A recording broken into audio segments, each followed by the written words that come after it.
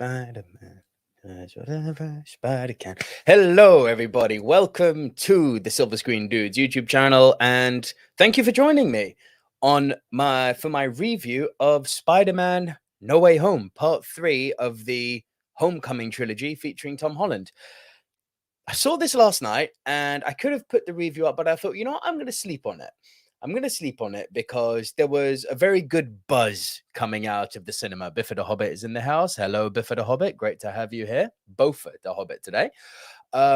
So there was a huge buzz coming out of this. And I always think it's important when there's a lot of levity in the air to, if you want to give a proper balanced opinion of a movie, to maybe sleep on it, balance it out, walk away. Don't just feed off of the energy, because it's so easy to just walk out of what was ultimately a great cinema experience and be like, yeah, that was great. 10 out of 10. It's not what I'm about. I prefer to kind of reflect on it and be like, okay, what worked, what didn't, and try and be a bit more objective about it. And in answer your question, both of the Hobbit, better movie, No Time to Die, or Spider-Man, no comparison. It's Spider-Man. I can spoil that one for you right off the bat. Not even a conversation, as you know. Great Mr. Reap. Hello, Nico. Tian here. Tian, great to see you, man. Right, so let me get into this. And I'd like to forewarn you, there will be spoilers, but they'll be at the end of the review. And I'll give you a warning when the spoilers come in before I reveal anything that spoils the plot, just for those of you who haven't seen it. I'll tell you about the movie without spoiling anything. I'll tell you what, my overall opinion is of it. And then I'll go into spoilers, and I will give you a warning when the spoilers come in. Okay. So let me get the plot out the way first, because everyone always wants to know what the plot's about.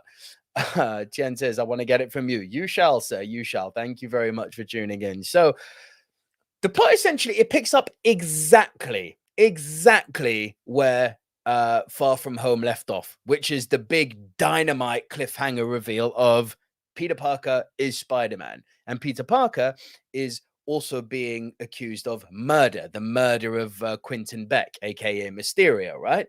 And they handle this really well, actually. The crowd gather around him and they start trolling him, and he just gets the hell out of there with MJ, right? Now, what's nice, but also not nice, I guess, is that you do see, according to a comic book movie, the consequences of being labeled murderer. The most obvious one in this case is that both Peter, MJ, and Ned, they're all applying to get into MIT. They don't get in, essentially. And it's made very, very clear that their reason for not... This is all first 5-10 minutes, so I'm not spoiling anything. Don't worry. It's made very, very clear to them that their reasons for not getting in are to do with either being Spider-Man in Peter's case or their affiliation with Spider-Man in MJ and Ned's case. Peter thinks this is obviously inherently unfair, and so he goes to see the Doctor, the Good Doctor, one of my favorite Marvel characters, Stephen Strange. And as you've all seen from the trailer, this is where the spell gets cast to try and make people forget that Peter Parker is Spider-Man. But then, of course, he wants to have little nuances to that. Oh, but I want MJ to remember. But I want Ned to remember. Oh, but May needs to remember. Oh, but Happy needs to remember. Oh, but the Avengers need to remember. So all of a sudden, the spell gets skewed. And that's how the villains from the other universes, from the previously existing Spider-Mans, come into this MCU/Sony Spider-Verse. I would like to say a tiny negative on that is that at no point do they really go into great detail. Not great detail, but at no point do they really give any exposition as to what the, not comic book consequences, but what the real consequences would have been. Because essentially the guy's been set up as a murderer in the last film. And the video, people don't know that Mysterio didn't. Yeah, people didn't know that Mysterio faked this video and showed the public. As far as people know, the video makes it look like Spider-Man's a murderer. So the movie brushes that aside very quickly. It's like, yeah, he's a murderer. Okay, move on. Continue. Plot development. Go. So they do brush over this very quickly. But, the movie is trying to be Spider-Man Far From Home. It's not trying to be Spider-Man The Fugitive. So it doesn't want to deal with that. Oh, well. So as I said, he goes to Strange, the villains enter the universe. To go into more on what happens after that, let me go. yes, I can do this without giving away spoilers. Let me now go.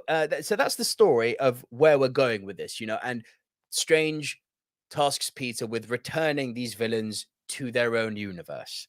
Now, what's really nice is that Peter doesn't want to send them back to their universe to die. You see this in the trailer. You're told Peter's told very clearly. Strange even says, "Sorry, kid." He's told very clearly that you send them back. Their fate is to die fighting Spider-Man. Peter doesn't want that. He does have a moral compass, which in this case he gets from Aunt May, not from his Uncle Ben. That's this Spider-Man's universe, and it's very nice that they present him like that, but at the same time, the movie makes you forget very quickly. And this is why I said it was good for me to sleep on it, because you go back to some of these previous Spider-Man movie villains, like the death toll is in the double or triple figures. And the movie forgets about that very easily. It's like, no, they're like misunderstood. Let's try and not save them, but let's try and make it so that they don't die. It's like, now I'm not going to be judge, jury, and execution of who should and shouldn't die, but some of these people are mass murderers. Like, their fate's their fate. Just putting that one out there. Bit of a slippery slope, I know, but it is what it is. But without focusing too much on that point, the villains for me are one of the major standouts of this movie. Um, what's so wonderful is that the movie makes a very clear and firm point about righting the wrongs of the previous movie, especially in terms of how the characters are presented. Some of the characters, namely Doc Ock from Spider-Man 2, I've always thought brilliantly portrayed. So, I'm muting that comment. Block user. Dwayne Johnson, you've just been muted. I'm not putting that up. I would really appreciate if people didn't jump into the comments and put spoilers in the discussion just yet. We can put spoilers up later.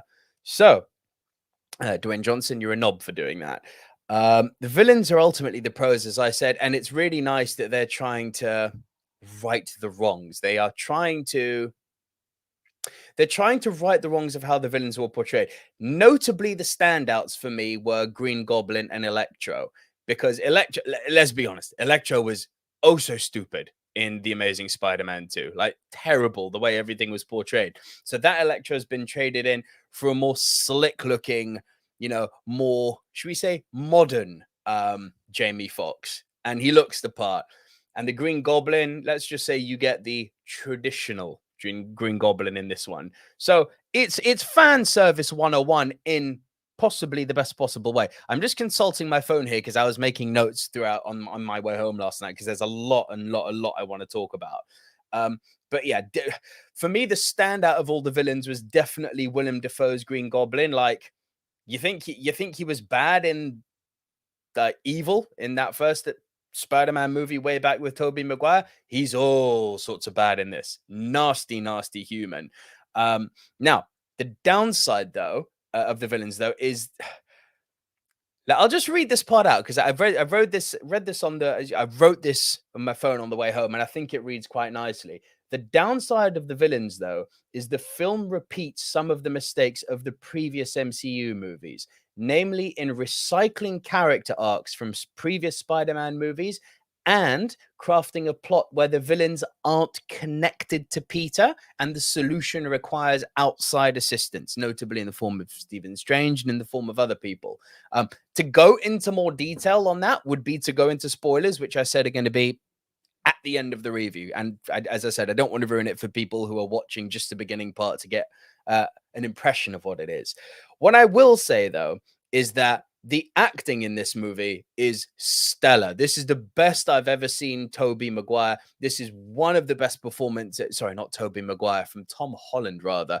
This is one of the best performances. See, I'm thinking Spider-Man. I'm thinking they're all in it. This is one of the best performances I have seen from Zendaya. Ned is brilliant. J. Jonah Jameson is fantastic in this. And I actually think the movie's really nice to have reimagined him as this kind of alternative right media troll, which is how he's presented in this movie, instead of just being, the official Daily Bugle. He's a proper media troll in this. Kind of think of like a Glenn Beck or something like that. That type of media troll. But yeah, the performance is top to bottom in this movie from the heroes. And the villains especially, like some of these people are thespians. Alfred Molina is in his best Shakespearean portrayal here. Willem Dafoe, as I said, really taps into his inner psycho in this movie. This is the nastiest Goblin we've ever seen. Jamie Foxx trades in being that kind of awkward geek that he was in The Amazing Spider-Man 2 to be a much more confident, cool type character. You don't see much in the way of Flint Marko, who plays Sandman. And you don't see much in the form of Rhys Ifans, who plays Lizard. So, I mean, the three main villains are those who I've just named. And you really can tell these guys are bringing their A game to this. This is not, they haven't just been called by Marvel to get a paycheck. They're on point here. Let me see what else. Now, I've seen a lot of reviews actually say that the movie has pacing issues. I completely disagree with that. I think the movie, considering it runs in at over 2 hours, is really nicely paced. Really nicely paced. It's a long movie, but there's no point where you think that it's stalling. Every single scene seems to develop the plot, and I think that's just a case of good script writing, and I don't think the movie has a pacing issue. So if you've seen some negative reviews out there, again, this is just my opinion, but if you've seen some negative reviews out there saying there's a pacing issue, disagree. My humble opinion, completely disagree. The one thing I think the movie deserves absolute praise above everything for. This is directed to you guys out there, the comic fans, the Spider-Man fans. This is, again, I'm going to read something that I've wrote here on my notes because I think it's quite lovely. I don't want to tap myself too hard on the back, but I think I wrote this quite well. It's a love letter to, as the great Stan Lee would have said, the true believers, right? And so to that end, for the real comic fans, and I'm not saying that I'm not trying to say who's real and who's not. What I mean by real comic fans is, I mean, if you like comic book movies, right, then you're a fan. I'm not one of these people who's like, oh, you've read that comic, therefore you're real. If you haven't read that, you're a fake fan. Bullshit. If you're a fan, you're a fan. If you like this character, you like this character, that character, that character. We're all comic book fans here. And I think that's something to be celebrated if there's something that is communally loved, right? And it's a love letter for us, for the new comic book movie fans amongst us, dating all the way back to the Tobey Maguire Spider-Man movies with the Easter eggs that pepper it. It's a love letter to comic book movie fans, to the true believers that Stan Lee would have labeled us. And it's, you know, that scene at the end of The Breakfast Club where John Bender kind of pumps his fist to the air? That's the feeling I got walking out of the cinema last night. And that's the feeling I think a lot of people had when they were coming with me out of the cinema. A slight negative. There is a negative I'd like to pick on. And this isn't something that I feel. I'd like that to be clear because I thoroughly enjoyed this movie. But it is a comment that I have no doubt the people who are not comic book fans, which isn't something to be hated on. People who are not comic book fans, listen, they may love great movies, they may not love great movies. Not all movies are for everyone, right? Despite the fact that these movies are more or less universally loved as based on the box office numbers, there are still quite a large contingent of people who do not like comic book movies. And that's fine. There's nothing wrong with that. But there is an accusation that I imagine that side of the sphere will argue.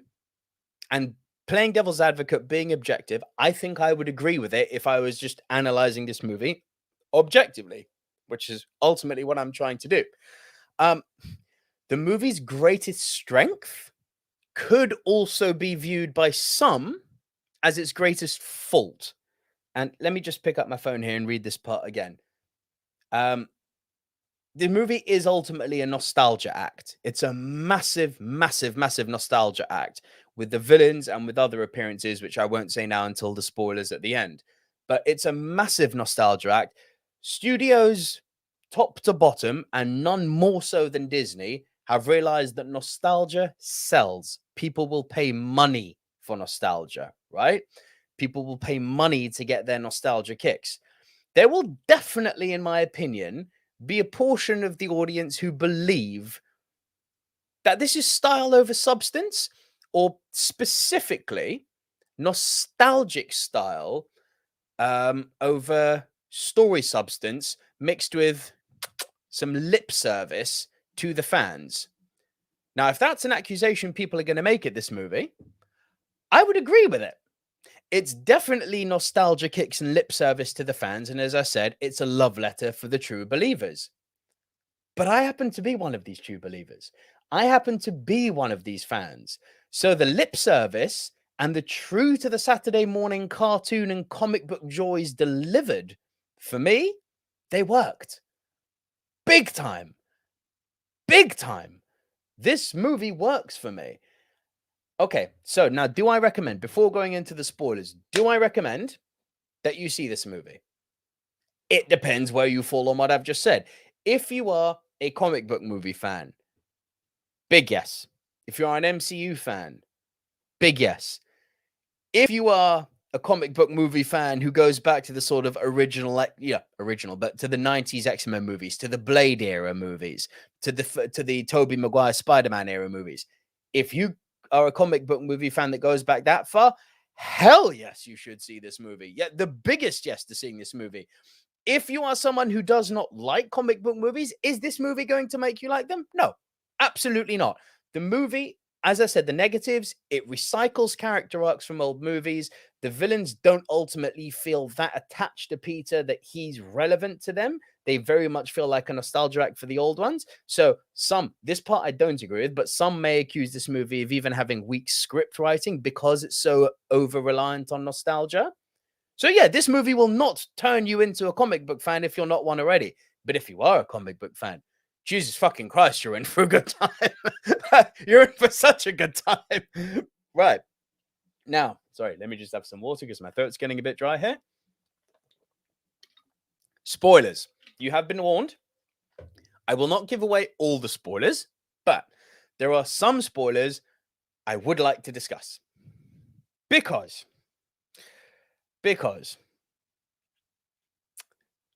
you've been warned now. Spoiler territory. So if you don't want to have some of the surprises of the movie ruined for you, this is your point to tune off. I've told you why I think you should see this movie or if you shouldn't see this movie, depending on where you land on the spectrum. Spoiler warning now, okay? And I actually think this first spoiler warning, people may be surprised, but yes, Andrew Garfield and Tobey Maguire are in this movie. And it's great to see them.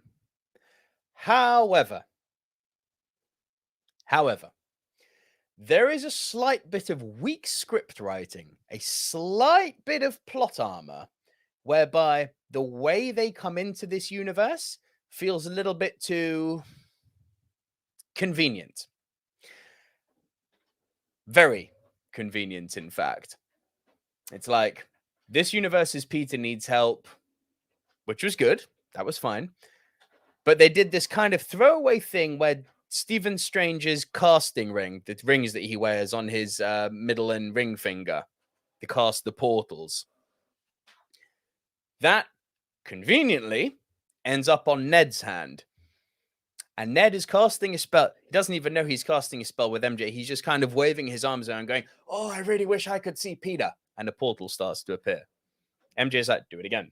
"Oh, I really wish I could see Peter." Portal opens up. "Oh, I really wish I could see Peter." Proper portal appears now, and you see a Spider-Man off in the distance. That Spider-Man runs through the portal towards the camera, jumps in, mask off. It's Andrew Garfield. Now, while I think that the construction of that scene was a bit weak, I will say this. It was a moment. The pop, it's a wrestling term for you, but the pop that this got in the cinema, it kind of reminded me of when Captain America picked up Mjolnir in Endgame. It wasn't that big, but my God, Andrew got a pop. The way he appeared, I actually thought was weak, and I know people are going to slam me for that because it was loved in the cinema. But what I'm trying to differentiate between is, were you happy at how Andrew arrived, or were you just happy that Andrew arrived? Now, if you were just happy that Andrew arrived, hi, 2 hands up, casting portal, I'm right there with you. But if you really want to tell me objectively that the way he arrived was well written? No, no. Come on. It was fine. I'm not going to say it was terrible, but it all felt a bit convenient. And Tian, in answer to your question, massive pop. People cheered like crazy. But then to reinforce what I'm saying now about this kind of weak appearance, it then went in the same scene, command copy, command paste, or control copy, control paste if you're a PC user. And they did the same thing for Toby, and he then appeared. But the scene was poorly written, but the audience reaction elevated it. It completely elevated it. And yes, it was cool as fuck to see Andrew and Toby in this world. Although, again, I'm going to be Mr. Unpopular here, but I'm just speaking from the heart. I'm not an advocate of cancel culture, but I'm genuinely shocked that so few people know about the Tobey Maguire scandal. Like, it's crazy. People know about the Armie Hammer scandal. Okay. People know about the J.K. Rowling scandal. Okay. If you can call it a scandal. People know, obviously, about the Kevin Spacey Me Too scandal. Yeah. All of the above. And yeah, it's shocking to me that people do not know about the Tobey Maguire scandal. If you don't know what the fuck I'm talking about, cool. I would just say, have a quick Google, Tobey Maguire, Molly's Game. This isn't a good human being. And I'm quite surprised that he's been, given the green light. Because look, James Franco, he was one of the Spider-Man villains. They didn't bring him back. There's scandals surrounding that boy. I'm just quite surprised that they decided that this scandal with Toby is okay. This scandal with James Franco, that's a no-no. It was just, listen, I don't have a beef. I'm not a movie studio. I'm just an audience member. And ultimately, the kid in me from 20 years ago, was I happy to see Tobey Maguire on screen playing Spider-Man again? Yes. But given what I know about him and his involvement with the Molly's Game scandal, it kind of, I applauded when Andrew came on.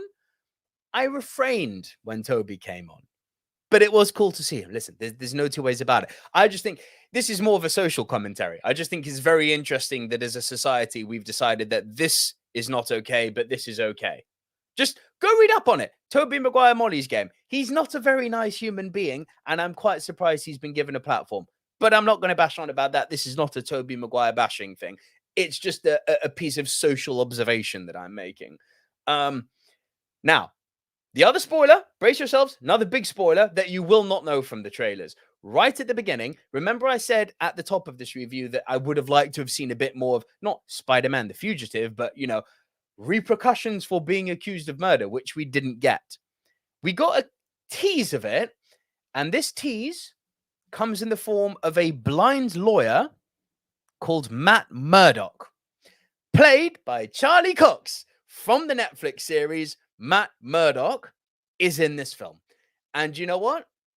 That got a small pop. It didn't get the same sort of pop that Andrew and Toby got, but it was so fucking cool to have confirmation that Daredevil is going to be in this universe. It's just, it's amazing. I haven't seen the latest episode of Hawkeye at the time of recording, so maybe we're going to have Wilson Fisk appearing in Hawkeye and tie it all in, which is, wouldn't surprise me. Leave it to Disney.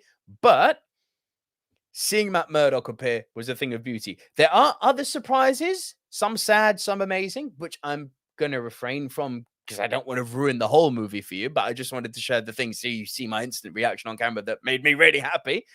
Also really confused with the Maguire thing.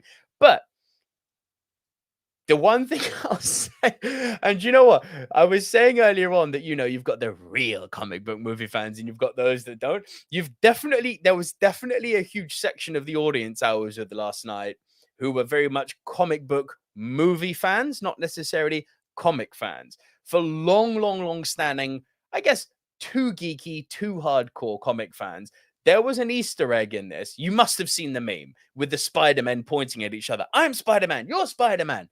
That meme, right? It's in the movie. They managed to sneak it into the movie. You're Peter. I'm this Peter. Wonderful. But I can tell you, the group of people I was with who were quite hardcore comic guys, we all got it. We applauded. A lot of the audience I heard didn't react to it and didn't get that one. So that was interesting to see that they got that meme in there. But there is one. Do you know what? I referenced the Saturday morning joy of this, the Saturday morning cartoon feel of joy that I got from this movie. And nowhere in the movie was that more prevalent than just before the final fight when they're all on the Statue of Liberty and you've got Garfield, Maguire, and Holland all talking with each other in Spider-Man costume without their mask on, but as Peter Parker talking about their life experiences, who they've lost. But then the sadness kind of turns into joy. It's like, oh God, you can shoot stuff out of you. We can't do that. We have to design it. No, I just shoot it out of me. You know, oh, can you shoot out of other places? Like you go on this in this very compressed 3-minute dialogue.